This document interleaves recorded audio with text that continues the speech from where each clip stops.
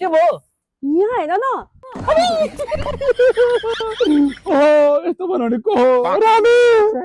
बगा भन्ने मलाई यसले 10 वटा भए पनि छोडेर मसँग आउने तिमीलाई थाहा थियो कि केही गडबड छ भनेर दाइ कसरी भयो म त के थाहा त यो घरभित्र छिर्ने होइन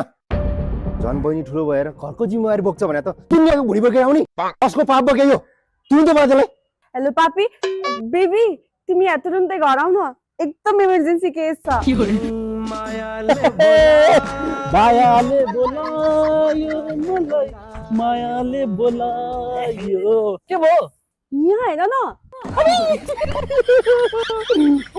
यस्तो बनाउने को हो रामे बगा भन्ने मलाई यसले 10 वटा भए पनि छोडेर मसँग आउने तिमीलाई थाहा थियो कि केही गडबड छ भनेर दाइ कसरी भयो म त के थाहा तँ सोच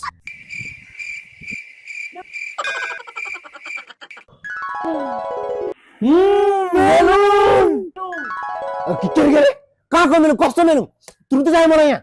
कुन मेलुङ कस्तो मेलुङ यो सब कसरी भयो म तपाईँलाई देखाउँछु लाउनुहोस् मसँग ए हो दाइ मेलुङ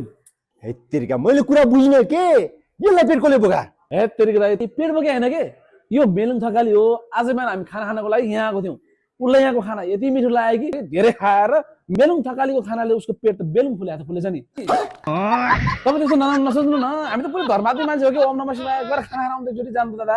जानु जा हे तेरिका भात खाएर यस्तो भावनमा चाहिँ दाइले झन्डै मारे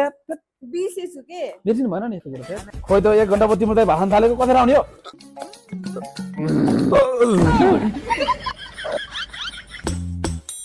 दादा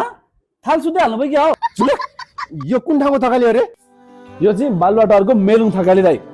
यो चाहिँ सफ्ट ओपनिङ हो यसको ग्रान्ड ओपनिङ चाहिँ फागुन 14 गतेबाट हुन्छ पुरै बुझ्नुभयो धेरै खानु भयो त है मितिनी भेट भयो यहाँ बाटो पेट भयो यस्तो भयो तपाईँहरूको दाइ जाउँ